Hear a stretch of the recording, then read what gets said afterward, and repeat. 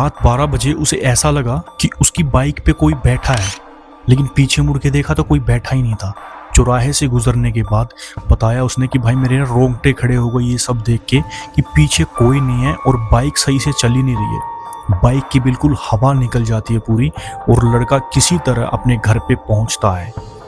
घर पे पहुंचने के बाद सुबह उठ के जो देखता है वो सबके रोंगटे खड़े कर देता है। तो जय माता दी, मैं आसमान आपको। आज हम आपको कहानी बताएंगे एक मेरे ही गांव के लड़के की, जो मेरा फ्रेंड है, उसका नाम रोहित है। और उसने मुझे बताया कि भाई मेरे साथ एक बार ऐसी घटना हुई थी जो मैं आज तक भूल नहीं पाया। और वैसे आप ये सोचेंगे कि भाई अपने फ्रेंड की ऐसे ऐसे कहानियां उठा के सुना देता, लेकिन भाई ऐसा बिल्कुल नहीं है। आज अब मैं वीडियो बनाता हूँ ना, तो भाई मैं ना कम से कम दिन में 10-15 लोगों से मिलता हूँ। और गांव में तो भाई आपके अगर कोई गांव में रहता तो उनसे पूछ के देखो, हर किसी के साथ कोई ना कोई एक घोस्ट इंसिडेंट जरूर होता है। तो भाई मैं ये सब उनसे ना पूछता हूँ कि भाई तेरे साथ कुछ हुआ तो बता। बड़ी मुश्किलों से भाई किसी से कुछ बोल के उनसे पूछना पड़ता है, तब मैं ये वीडियो बनाता हूँ रात को। तो गाइज हरियाणा में रहते हैं, यहाँ पे ये सब है ना एक नॉर्मल कहानियाँ, क्योंकि सुनसान एरिया होते हैं। यहाँ पे पहले से हर घर में एक भगत होता था। तो भाई यहाँ पे ना एक नॉर्मल है ये, और ये कोई बनावटी कहानी नहीं है, ना ही किसी बुक से उठाई, किसी चैट जीपीटी से, किसी और कहीं से लिखवा लेते हम। एक रियल स्टोरी है भाई। तो वो कहानी स्टार्ट करते हैं। मेरा एक दोस्त है, रोहित नाम है उसका, और उसने मुझे बताया 4-5 साल की बात है, वो ना अपने मामा के गांव जाता है शादी में। और वो उसी दिन जाता है शादी में, लड़की की शादी थी, दिन की बारात थी, वो सुबह निकल लेता है। और झज्जर के आसपास उसके मामा का गांव था, कोई गांव है वहाँ पे, तो वहाँ पे चला जाता अकेला ही बाइक पे। तो भाई जाने के बाद शादी से फ्री होता है और रात को ना वो खाना पीना खा के बोलता है मैं अपने वापस जा रहा हूँ मैं घर पे। उसका गाँव मतलब हमारा गाँव 50 किलोमीटर दूर था झज्जर से। तो उसके मामा जो होता है और सब होते हैं, वो उसे बोलते हैं कि अब मत जा बिल्कुल भी। अब रात को 11:30 का टाइम हो रहा है, 11-11:30 का, कि इस टाइम नहीं जाएगा तो बिल्कुल। लेकिन भाई वो लड़का ना किसी तरह जिद करता है कि नहीं मैं जाऊंगा वापस, अब रात को नहीं रुकूंगा, मेरा मन नहीं लगेगा। और सर्दियों का टाइम था, वैसे ही भाई शादी वाले घर में ना दिक्कतें हो जाती, तो वो बोलता है कि मैं वापस आ जाता हूँ, निकल लेता हूँ वहाँ से मैं सबके मना करने के बाद। और मामा ने बताया कि इस टाइम जाना ठीक नहीं है, एक चौराहा है वहाँ पे, वो किसी को निकलने नहीं देता। तो भाई ये सब सुन के लड़का थोड़ा तो डरा, लेकिन भाई उसने बोल दिया कि मैं सब ये चीज़ मानता ही नहीं था, मैं वहाँ से निकल लिया कि नहीं ऐसा कुछ नहीं है, मैं देख लूँगा। तो वो निकल लेता वहाँ से। और उसने बताया सर्दियों का टाइम था और धुंध ना, कोहरा काफ़ी पड़ा हुआ था, काफ़ी कोहरा पूरा, मतलब कुछ दिखाई नहीं दे रहा सामने से, और एकदम सुनसान रोड था, कोई आसपास नहीं, कोई घर नहीं, खेतों से गुजर के आना पड़ रहा था उसे। तो उसने बताया कि भाई मैं चल रहा था, बाइक की स्पीड थी 20-30 बस नॉर्मल, क्योंकि कोहरे में कुछ सामने से दिखाई नहीं दे रहा था कि भाई कुछ गाड़ी वगैरह आ जाए, तो 20-30 पे आ रहा था मैं। जो चौराहा था ना, उसके 1 किलोमीटर जाने से पहले मेरे दिमाग में अचानक से जो मामा ने बताया था ना बात कि चौराहे से मत जाना, वही दिमाग में आ जाती है मेरे बात। और भाई वो सब आने के बाद है ना, मुझे थोड़ा थोड़ा डर लगने लगता है कि भाई कहीं कुछ सच में ना होता हो। फिर भी भाई मैं ना नॉर्मल स्पीड करके 40-50 पे स्पीड करता हूँ और सोचता हूँ कि देखते हैं कुछ नहीं होता ऐसा। तो भाई मैं निकल लेता हूँ वहाँ से। और चौराहा जैसे ही आता है भाई, मेरे ना रोंगटे खड़े हो जाते हैं एकदम अपने आप। और रोंगटे खड़े होने के बाद भाई मैं ना चौराहे जैसे साइड में था और मैं उसको देखता नहीं हूँ बिल्कुल भी, सामने देख के भाई जल्दी सी बाइक भगा लेता हूँ। और बाइक भगाने के बाद भाई मैं वैसे चला था 500-600 मीटर, और चलते ही ना ऐसा महसूस हुआ कि जैसे कोई बाइक पे पीछे बैठा हुआ है। और अचानक से ऐसा हो रहा है बाइक सही से चल नहीं रही है, डगमगा के चल रही है बाइक भी। और ये भी नहीं कि हाँ एक इंसान बैठा हुआ है, ऐसा लग रहा है जैसे 2-3 बैठ गए हो और बाइक पे पूरा वजन आ गया हो।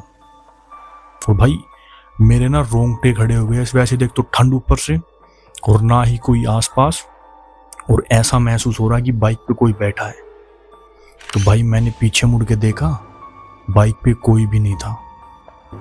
तो भाई जैसे ही 20-30 की स्पीड पे थी, मैंने डर में 30-40 पे, 40-50 पे कर ली भाई बाइक को।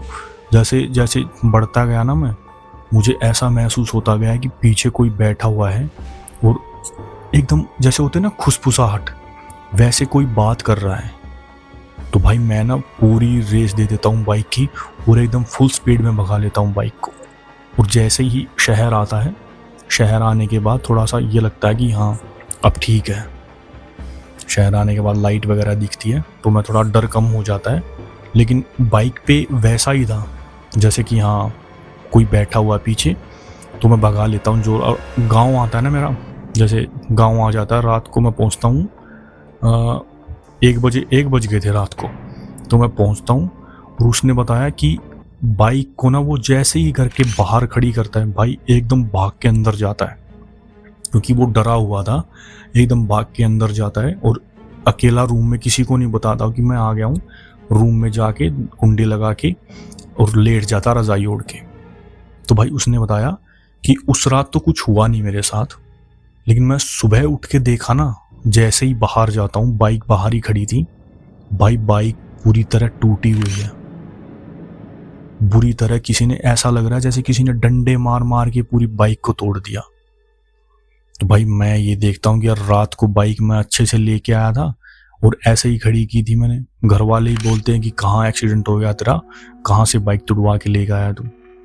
भाई मैं पड़ोस में ना कैमरे लगे हुए थे, उनके घर पे जाता हूँ, बोलता हूँ कि मुझे ना कैमरे चेक करने हैं। तो आंटी थी वहाँ पे, तो उसने बताया कि मैं उनसे बोल के कैमरे चेक करने लग जाता हूँ रात के।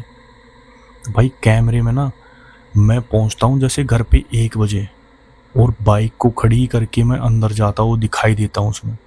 अचानक से ना पता नहीं क्या हुआ, उनके कैमरे बंद हो गए थे। और जैसे ही 10-15 मिनट में कैमरे चालू हुए ना, बाइक वहाँ पे टूटी हुई पड़ी थी। मतलब 1-1.5 के बीच में बाइक बुरी तरह टूटी हुई पड़ी थी। अब किसी को बोल भी नहीं सकते। तो भाई मैं ऐसे ही देख के घर पे आ जाता हूँ। और घर पे आने के बाद मैं घर वालों को ये बता, कैमरे में तो ऐसा कुछ नहीं है, कैमरा तो बंद हो गया था। उनका शायद किसी गाय या कोई भैंस वगैरह घूमती होगी, उसने तोड़ दिया। तो घर वाले भी यही मान लेते कि हाँ ऐसा ही हो सकता है भाई, गाय वगैरह घूमती रहते हैं तो उसने तोड़ दिया होगा। तो भाई ऐसे ही मुझे ना अजीब सी घबराहट रहती है। फिर उसने बताया कि मतलब मेरा ना अंदर से घबराहट सी बनी रही। मैं सोचता रहा कि भाई क्या था रात को, क्या था, कहीं उसने ही तो कुछ बाइक नहीं तोड़ी मेरी, उसने ही तो बाइक नहीं तोड़ दी। मेरा ना डर अंदर से निकल ही नहीं पा रहा था, और ना ही मैं किसी को बता रहा था। रात को सोता हूँ, सोने से पहले खाना पीना खाया मैंने, और भाई रात को लेटते ही ना बहुत तेज बुखार हो जाता है मुझे। और बुखार होने के बाद मैं घर वालों को बताता हूँ कि बुखार है, दवाई वगैरह देते हैं, कंबल ओढ़ के लेट जाता हूँ। और भाई लेटने के बाद है ना, मुझे ऐसा लग रहा है कि जैसे छत पे ना कोई जोर जोर से कूद रहा हो, दम दम दम ऐसे आवाज आ रही छत पे। और मैं एकदम उठ के देखता हूँ, और उठते ही भाई फिर से वो आवाज वो जोर जोर से बढ़ रही है। मैं जैसे चिल्लाता हूँ कौन है, आवाज वहीं पे रुक जाती है। भाई आवाज रुकने के बाद मैं काफी डर जाता हूँ कि छत पे क्या है क्या नहीं है। मैं किसी को नहीं बताता। भाई मैं उस रात पूरी रात नहीं सोया, बैठा रहा, बस वही दिमाग में वही चौराहा, उस चौराहे के बारे में ही सोचता रहा कि क्या है वहाँ पे, कहीं उसकी वजह से ये सब तो नहीं हो रहा है, कहीं मैंने कोई गलती तो नहीं कर दी वहाँ से आके। भाई उसी के बारे में सोच रहा पूरी रात। और जैसे ही सुबह होती है, वो 4 बजे उठ के अपने मम्मी पापा के पास चला जाता है। और घर वाले बोलते क्या हो गया, बोलता है नहीं ऐसे ही बस नींद नहीं आई तो मैं जल्दी उठ गया आज। ये सब देख के घर वाले ना बोलते हैं कि क्या बात है, कोई दिक्कत तो नहीं है, तू 2-3 दिन से देख रहे हैं तेरा ऐसे ही थोड़ा सा बदला बदला सा है तू। तो उसने बताया कि नहीं ऐसी कोई बात नहीं है, बस थोड़ा सा ना मुझे कुछ अजीब सा लग रहा है। और मैं वहाँ से आया था ना मामा के घर से, तो मामा ने मना किया था उस चौराहे से मत जाना, मैं वहीं से आया था। और उसके बाद देखा तो बाइक भी टूट गई थी। तो भाई उसकी मम्मी ने इस बात को सुना और थोड़ा सा गौर किया, तो उसको बोला चल कोई बात नहीं, हम देख लेंगे कुछ होगा तो भाई ऐसे ही लड़का ना 2-3 दिन होते हैं काफ़ी परेशान हो जाता है, उसे ना अजीब अजीब से सपने आते रहते हैं। जैसे कोई सपनों में एक लेडीज जैसे चुड़ैल टाइप उसे बुला रही है, वापस आ जा चौराहे पे, वापस आ जा, ऐसे बुला रही है। और लड़का ना काफ़ी डर जाता है भाई, अपनी मम्मी को बताता है। उसकी मम्मी कोई गांव में जैसे शाणा बोलते हैं यहाँ पे, उसके पास जाती है और उसको ये पूरी कहानी बताती है कि ऐसा ऐसा हुआ इसके साथ। वो देखता है और वो देख के सब कुछ, वो सिर्फ एक ही बात बोलता है, तेरे लड़के ने बहुत बड़ी गलती किया वहां से गुजर के। रात को वहां से कोई नहीं जाता, वो पूरा चौराहा उसी का है, वहां से जो भी जाएगा उसको वो मार देती है। तेरा लड़का अब तक बचा हुआ है लेकिन इसको वो लेके जाएगी। तो भाई उसकी माँ ये सब सुन के रोने लग जाती है और बोल, आप ही देख लो, हमें नहीं पता, अब मेरा लड़के को कुछ नहीं होना चाहिए, मतलब ये सब बोलती है भाई। तो ना वो तांत्रिक होता जो भगत, उसको एक बात बोलता है, ठीक है इसको मैं ठीक कर सकता हूँ, लेकिन एक शर्त है, तेरे लड़के को रात को उसी चौराहे पे जाना पड़ेगा।